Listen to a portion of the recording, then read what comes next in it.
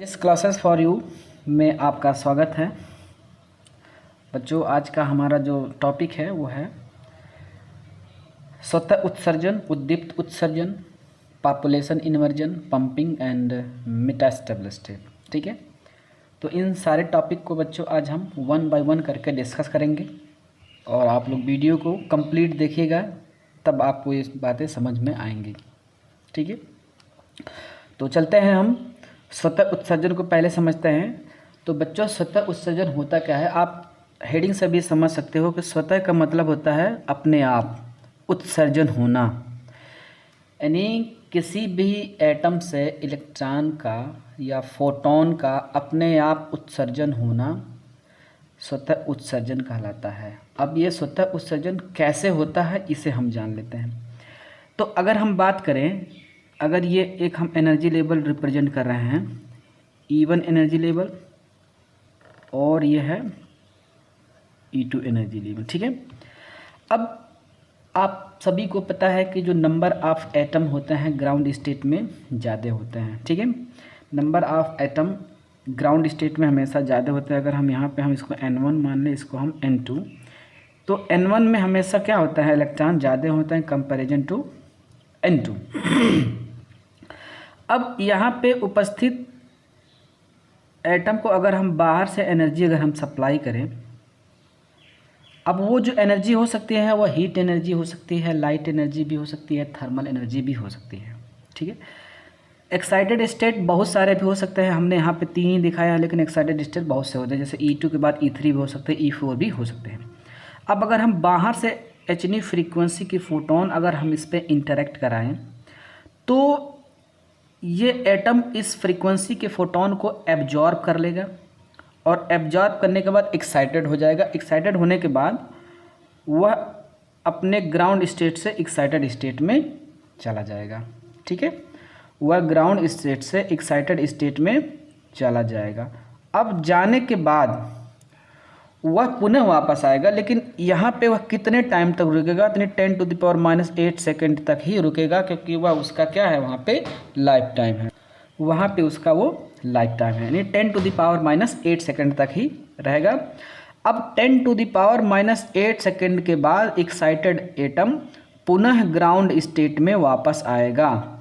जब वह पुनः ग्राउंड स्टेट में वापस आएगा, तो जितनी एनर्जी की फोटोन को यह एब्जॉर्ब करके एक्साइटेड में स्टेट में गया था, उतनी ही एनर्जी को वह पहले एब्जॉर्ब करेगा in the form of photon, जिसकी फ्रीक्वेंसी उसी फ्रीक्वेंसी के फोटोन के बराबर होगा जितना, जबकि वह जितना एब्जॉर्ब किया रहा होगा। यानी अगर एचनी फ्रीक्वेंसी की फोटोन के एब्जॉर्ब करके गया है, तो एचनी फ्रीक्वेंसी के फोटोन को क्या करेगा, पहले वह रिलीज करेगा, पुनः वह ग्राउंड स्टेट में आ जाएगा। तो यही प्रक्रिया आपका स्पॉन्टेनियस इमिशन कहलाता है।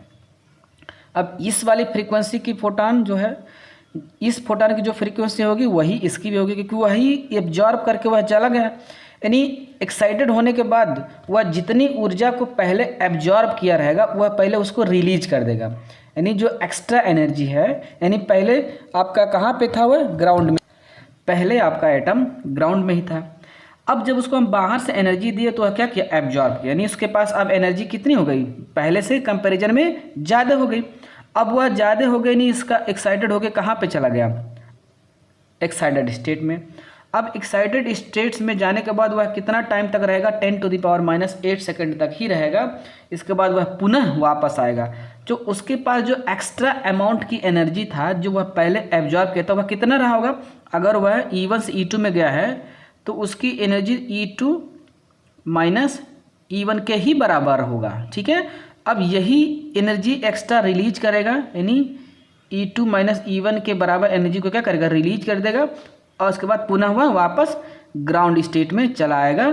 तो इसी प्रक्रिया को हम बच्चों बोलेंगे स्पॉन्टेनियस एमिशन या स्वतः उत्सर्जन। आई होप आपको यह समझ में आ गया होगा। एक बार पुनः मैं रिपीट कर देता हूँ कि जब ग्राउंड स्टेट में उपस्थित किसी भी एटम को हम बाहर से एनर्जी सप्लाई देते हैं, वह हीट हो सकता है, थर्मल हो सकता है, या फोटोन एनर्जी हो सकता है, तो वह एटम उसको अवशोषित करने के बाद यानी एब्जॉर्ब करने के बाद वह ग्राउंड स्टेट को छोड़ के एक्साइटेड स्टेट में चला जाता है। अब एक्साइटेड स्टेट में वह ज़िंदगी भर नहीं रहेगा, वह कितना टाइम तक रहेगा, 10⁻⁻8 सेकंड तक ही रहेगा, और वह 10⁻⁻8 सेकंड के बाद पुनः ग्राउंड स्टेट में वापस लौटेगा। अब वह जब पुनः ग्राउंड स्टेट में वापस लौटेगा तो जो एक्स्ट्रा अमाउंट की एनर्जी वह एब्जॉर्ब किया है वह पहले रिलीज करेगा in the form of photon, और हम कह सकते हैं लाइट के फॉर्म में क्या करेगा, वह रिलीज करेगा और वह पुनः वापस ग्राउंड स्टेट में आ जाएगा। ठीक है, अब यह चाहे इस डायरेक्शन में जाए, चाहे इधर आए, चाहे इधर, यानी जो इमिटेड फोटॉन होंगे वह सेम फेज में नहीं रहेंगे। ठीक है, उनकी डायरेक्शन किधर भी हो सकती है। तो इसी प्रक्रिया को बच्चों हम बोलेंगे स्वतः उत्सर्जन या स्पॉन्टेनियस इमिशन। आई होप अब आपको समझ में आ गया होगा। अगर नहीं समझ में आए तो एक बार पुनः दोबारा आप इस वीडियो को देखेंगे, आपको जरूर समझ में आएगा। ठीक है, अब हम चलते हैं उद्दीप्त उत्सर्जन के बारे में जानने का प्रयास करते हैं कि उद्दीप्त उत्सर्जन होता क्या है। ठीक है, अब उद्दीप्त उत्सर्जन, अब थोड़ा सा पहले हम जान लें कि एनर्जी लेवल है आपका ये E2, इसको हमने मान लिया E1। ठीक है, अब अगर हम स्टिमुलेटेड इमिशन की बात करें तो हम पहले ही पढ़ चुके हैं कि जब हम ग्राउंड स्टेट में कोई एटम होता है उसको हम एनर्जी सप्लाई करते हैं तो एक्साइटेड में चला जाता है। अब मान लेते हैं कि अगर हम यहाँ मान के चलते हैं कि एक्साइटेड स्टेट में जो नंबर ऑफ एटम अब ज़्यादा हो जाएगा क्योंकि हमने उसको एनर्जी सप्लाई कर करके ऊपर भेज दिया है। तो हम मान लेते हैं यह सब क्या है, एक्साइटेड एटम है। अब एक्साइटेड एटम पे अगर हम बाहर से कोई एनर्जी सप्लाई करते हैं, ठीक है, अब हम जो एक्साइटेड स्टेट में जो एटम हैं उसको हम बाहर से जब एनर्जी सप्लाई करते हैं तो उनका जो इमिशन का दर होता है ना, यानी फोटोन इमिशन का या उत्सर्जन का जो दर होता है क्या हो जाता है, बढ़ जाता है, और तुरंत वह कहाँ होते हैं, एक्साइटेड स्टेट से ग्राउंड स्टेट में आ जाते हैं। अब देखिए यहाँ पे ध्यान से, जब यहाँ पे यह क्या है, एक्साइटेड एटम है। एक्साइटेड एटम में जब हम बाहर से hν फ्रीक्वेंसी के फोटोन को इंटरेक्ट कराते हैं तो वह स्टिमुलेट हो जाता है, और स्टिमुलेट होने के बाद वह तुरंत ग्राउंड स्टेट में आता है। अब ग्राउंड स्टेट में अब जब आता है आपका एटम तो आपको पहले ही से पता है कि एक फोटोन तो इमिट करता है, इसके अलावा एक और फोटोन इमिट करता है जिसकी फ्रीक्वेंसी उसी फ्रीक्वेंसी के बराबर होगा जितनी फ्रीक्वेंसी की फोटोन हम इस पर इंटरेक्ट कराए थे। ठीक है, यानी हमने यहाँ पे एक बार यहाँ पे भी दिखा दे रहा हूँ कि जब मान लेते हैं hν फ्रीक्वेंसी के फोटोन से इस पर हम इंटरेक्ट कराएं, हम इंटरेक्ट कराते हैं तो ये यहाँ का एक्साइटेड एटम स्टिमुलेट हो जाता है और तुरंत कहाँ पे चला आता है, ग्राउंड स्टेट में। अब ग्राउंड स्टेट में जब आता है तो 2 फोटोन को क्या करता है, इमिट करता है। ठीक है ना, 2 फोटोन रिलीज करता है। अब ये जो दोनों फोटोन होते हैं इनकी हम कह सकते हैं फ्रीक्वेंसी भी सेम होती है, इसका एम्पलीट्यूड भी सेम होता है। ठीक है, और ये सेम फेज में होते हैं। अब ये दोनों जो फोटोन है इसकी एनर्जी किसके बराबर होगी बच्चों, जो पहले वाले फोटोन है उसी के बराबर होगी। ठीक है, अब ये जो दोनों फोटोन हैं अगर किसी और एक्साइटेड एटम में उपस्थित किसी एक्साइटेड स्टेट में उपस्थित किसी एक्साइटेड एटम पे जब इंटरेक्ट करते हैं तो वहाँ से 4 फोटोन रिलीज होते हैं। ठीक है, वहाँ से कितने फोटोन रिलीज होते हैं, 4 फोटोन रिलीज होते हैं, जिनकी फ्रीक्वेंसी भी इसकी फ्रीक्वेंसी के बराबर होगा, एम्पलीट्यूड भी बराबर होगा, वेवलेंथ भी बराबर होगा, और ये फेज जो है इसका क्या होगा, कांस्टेंट फेज में होंगे। अब ये जो चारों फोटोन हैं ये किसी और एक्साइटेड एटम पे जब इंटरेक्ट करेंगे तो ये 4 के बाद क्या हो जाएंगे, 8 फोटोन को क्या करेंगे, इमिट करेंगे। ऐसे ऐसे ये जो प्रक्रिया आपका कंटिन्यूअसली क्या हो जाएगा, बढ़ता जाएगा, और मिलियंस ऑफ फोटोन जो है क्या करेंगे, रिलीज करेंगे या उससे निकलेंगे। तो यही जो प्रक्रिया कहलाएगी बच्चों वह आपका स्टिमुलेटेड इमिशन या उद्दीप्त उत्सर्जन कहलाएगा। ठीक है, एक बार पुनः मैं समझा दे रहा हूँ कि जब एक्साइटेड स्टेट में उपस्थित किसी भी एटम पर हम बाहर से एनर्जी सप्लाई करते हैं, अगर hν फ्रीक्वेंसी के फोटोन हम उस पर सप्लाई कर देते हैं या उस पर हम इंटरेक्ट कराते हैं तो वह एक्साइटेड एटम स्टिमुलेट हो जाता है और वह पुनः ग्राउंड स्टेट में आता है। जब ग्राउंड स्टेट में आता है तो उतनी भी फ्रीक्वेंसी की जितना हम उस पर अप्लाई किए होते हैं डबल फोटोन इंसिडेंट कराता है, जिसकी फ्रीक्वेंसी इसकी फ्रीक्वेंसी क्या होती है, बराबर होती है। अब ये दोनों जो फोटोन हैं ये दोनों किसी अलग एक्साइटेड एटम पे जब इंटरेक्ट कराते हैं तो 4 फोटोन रिलीज होते हैं, और ये चारों फोटोन किसी और एक्साइटेड एटम पे इंटरेक्ट कराते हैं या इंटरेक्ट होते हैं तो वहाँ से 8 फोटोन निकलते हैं। इस तरह से मिलियन ऑफ फोटोन रिलीज होकर निकलना प्रारंभ करते हैं। तो यह प्रक्रिया जो आपका कहलाएगा स्टिमुलेटेड इमिशन या उद्दीप्ति उत्सर्जन कहलाएगा। और ये जो स्टिमुलेटेड या इमिटेड फोटॉन्स होंगे इनकी जो फ्रीक्वेंसी होगी इस वाली फ्रीक्वेंसी के बराबर होगी, वेवलेंथ भी बराबर होगा, एम्पलीट्यूड भी बराबर होगा, और इनका सब सेम फेज में या हम कांस्टेंट फेज मिलेंगे। तो ये जो फोटोन हमें मिलेगा एम्पलीफाइड फोटोन मिलेगा, जो कि किसके फॉर्म में होगा, लाइट एनर्जी के फॉर्म में होगा। तो यही प्रक्रिया आपका क्या कहलाएगा, स्टिमुलेटेड या उद्दीप्त उत्सर्जन। ठीक है, अब ये आपको समझ में आ गया होगा। अब हम नेक्स्ट टॉपिक पे चलते हैं कि पॉपुलेशन इन्वर्जन क्या होता है, पंपिंग क्या है, मेटा स्टेबल स्टेट क्या होता है। तो आइए हम समझते हैं कि जनसंख्या, इसका हिंदी जो होता है बच्चों यह जनसंख्या व्युत्क्रम जो होता है इसका हिंदी होता है पॉपुलेशन इन्वर्जन। अब पॉपुलेशन इन्वर्जन होता क्या है, तो आप अभी जस्ट आपको मैंने बताया है कि जो नंबर ऑफ एटम होते हैं, नंबर ऑफ एटम अगर हम इसको हम एनर्जी लेवल मान के चलते हैं, ये आपका है एनर्जी लेवल E जो कि इलेक्ट्रॉन वोल्ट में होता है। ठीक है, इसको हम E1 भी लिख सकते हैं और इसको हम E2 लिख सकते हैं। तो नंबर ऑफ एटम N1 और नंबर ऑफ एटम N2, ये आपका ग्राउंड स्टेट है, ये आपका एक्साइटेड स्टेट है। तो आपको मैंने अभी जस्ट बताया है कि जो नंबर ऑफ एटम होते हैं वह ग्राउंड स्टेट में ज़्यादा होता है कंपैरिजन टू एक्साइटेड स्टेट। ठीक है, अब अगर हम बाहर से जब एनर्जी अगर हम इसको सप्लाई देते हैं, बाहर से एनर्जी जब हम सप्लाई देते हैं एचनी फ्रीक्वेंसी की या लाइट एनर्जी, हीट एनर्जी कुछ भी देते हैं, तो एटम एक्साइटेड होकर कहाँ पे पहुँच जाते हैं, एक्साइटेड स्टेट में पहुँच जाते हैं। ठीक है, एक्साइटेड स्टेट में जब पहुँच जाते हैं तो उस केस में जो नंबर ऑफ एटम होते हैं वह N2 ग्रेटर हो जाता है N1 के। ठीक है ना, यानी जब हम बाहर से यानी ग्राउंड स्टेट में उपस्थित एटम को हम जब एनर्जी देते हैं तो वह कहाँ हो जाते हैं, एब्जॉर्ब करके एक्साइटेड स्टेट में जाते हैं। तो यहाँ पे जो नंबर ऑफ एटम होगा वह इसके कंपैरिजन में क्या हो जाता है, ज़्यादा हो जाता है। तो इसी प्रक्रिया को हम बोलते हैं पॉपुलेशन इन्वर्जन। ठीक है ना, पॉपुलेशन इन्वर्जन का मतलब ये है कि number of atom excited state में बढ़ जाना, किसके कंपैरिजन में, ग्राउंड स्टेट में। ठीक है ना, तो इसी प्रक्रिया को हम बोलते हैं पंपिंग, या हम एक तरह से कह सकते हैं कि परमाणु को निम्न ऊर्जा स्तर से उच्च स्तर में भेजने की क्रिया को हम क्या कहलाएंगे, पंपिंग। अब ये पॉसिबल कैसे होगा, जैसे अभी हमने जस्ट बोला कि ग्राउंड स्टेट से जो नंबर ऑफ एटम है उसको हम क्या करा दें, पंप करा के कहाँ भेज दें, एक्साइटेड स्टेट में। तो यहाँ पे जो जनसंख्या होगा किसका, नंबर ऑफ एटम का, या हम इलेक्ट्रॉन भी बोल सकते हैं, नंबर ऑफ इलेक्ट्रॉन का जो संख्या होगा यह ग्राउंड स्टेट के कंपैरिजन में क्या होगा, यहाँ पे ज़्यादा हो जाएगा। तो इसे हम बोलेंगे जनसंख्या व्युत्क्रम या पॉपुलेशन इन्वर्जन। अब ये कैसे पॉसिबल होगा, तो पंपिंग के द्वारा पॉसिबल होगा। यानी पंपिंग क्या है, तो पंपिंग हम लिख सकते हैं कि pumping is the process, pumping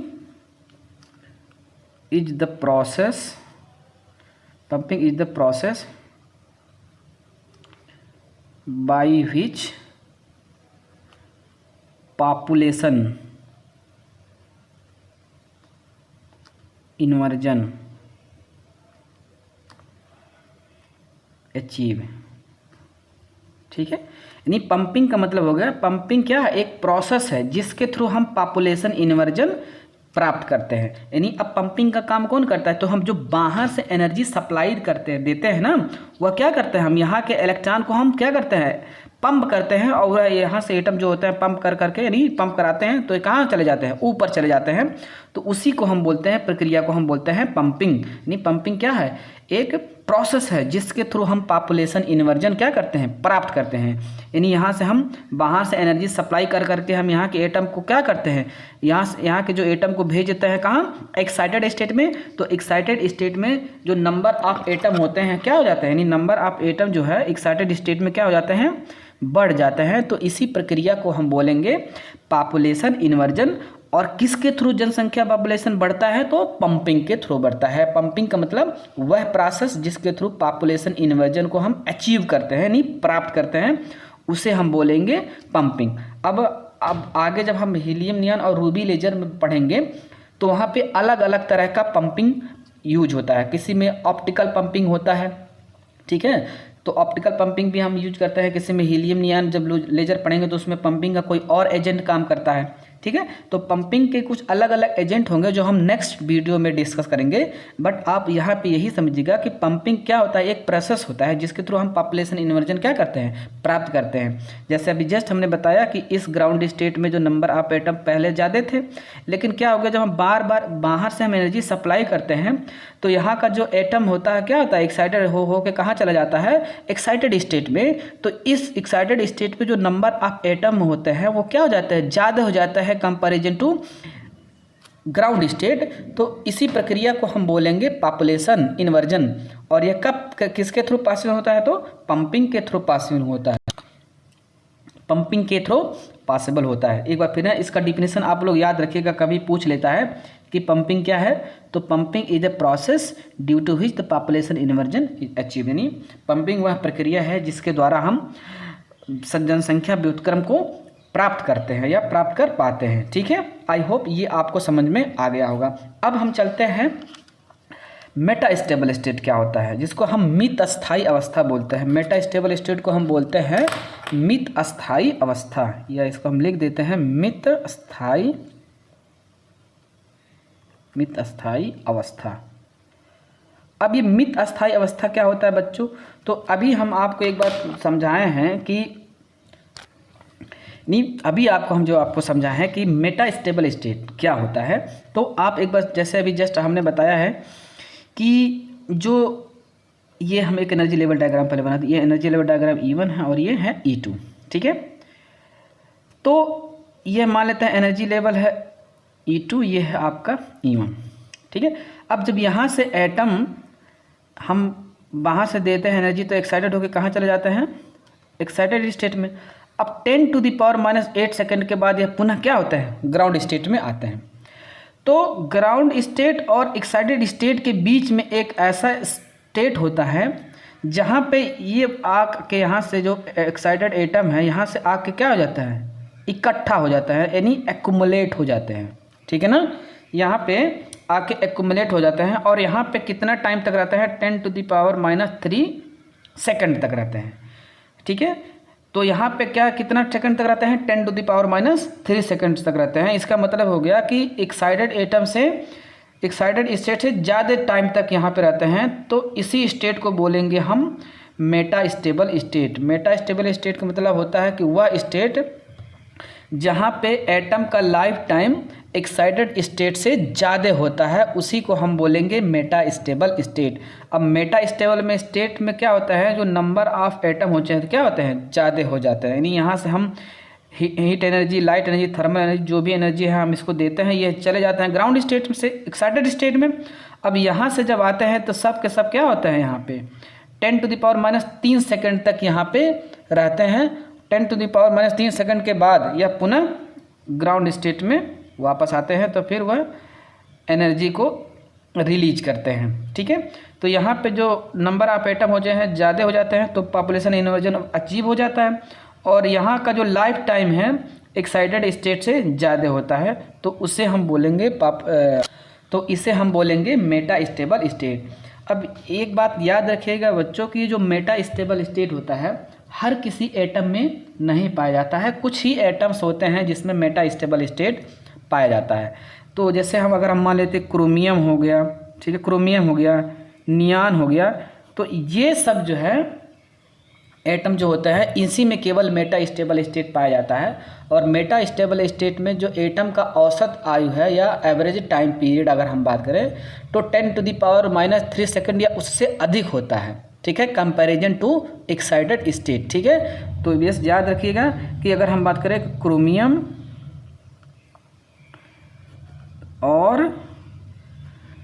और किसका बोले हैं हमने, नियान, ठीक है ना, क्रोमियम और नियान में ही केवल मेटा स्टेबल स्टेट पाया जाता है। मेटा स्टेबल एक बार पुनः रिपीट कर देता हूँ कि वह स्टेट जहाँ पे एटम का लाइफ टाइम एक्साइटेड स्टेट के लाइफ टाइम से ज़्यादा होता है उसी को हम बोलते हैं मेटा स्टेबल स्टेट। और मेटा स्टेबल स्टेट में जो नंबर ऑफ एटम्स होते हैं ग्राउंड स्टेट के कंपैरिजन में ज़्यादा होते हैं, ठीक है, ये बात आपको याद रखना होगा। तो आई होप आपको ये वीडियोस पसंद आएगी। अगर आपको ये वीडियो पसंद आए तो प्लीज़ हमारे चैनल को सब्सक्राइब करिए, लाइक करिए और अपने दोस्तों को भी भेजिए ताकि उनको भी इसके बारे में जानकारी प्राप्त हो सके, ठीक है। अब ये जितने हमने बताए बच्चों ये सब लेजिंग कंपोनेंट का काम करते हैं। जब आप लेजर और हीलियम नियॉन लेजर और रूबी लेजर हम पढ़ेंगे तो ये जितने प्रोसेस हमने बताया है, spontaneous emission, stimulated emission, population inversion, pumping, Meta stable state, ये सारी इवेंट या सारी घटनाएं उस लेजर हीलियम नियॉन लेजर या रूबी लेजर के अंतर होता है, तब जाके हमें एक हाईली कोहेरेंट हाई इंटेंसिटी का हमें और कांस्टेंट फेज का लेजर बीम हमें प्राप्त होता है, ठीक है। तो एक क्वेश्चन आपसे ये भी पूछ सकता है कि कौन सा ऐसे एटम्स या एलिमेंट होते हैं जिसमें मेटा स्टेबल स्टेट पाया जाता है। तो याद रखिएगा क्रोमियम होते हैं और नियान होता है, इसी में केवल ये मेटा स्टेबल स्टेट पाया जाता है। और मेटा स्टेबल स्टेट में एटम का जो लाइफ टाइम कितना होता है तो वहाँ पे 10⁻³ सेकंड या उससे अधिक होता है comparison to excited state, okay. तो आई होप आपको वीडियो समझ में आएगा और प्लीज़ आप कंप्लीट वीडियो देखा करिए। तो आपको अगर नहीं समझ में आता है तो 2 बार आप 3 बार वीडियो देख सकते हैं, ठीक है। तो धन्यवाद बच्चों, और पसंद आए वीडियो तो प्लीज़ लाइक एंड सब्सक्राइब जरूर करें। Thank you.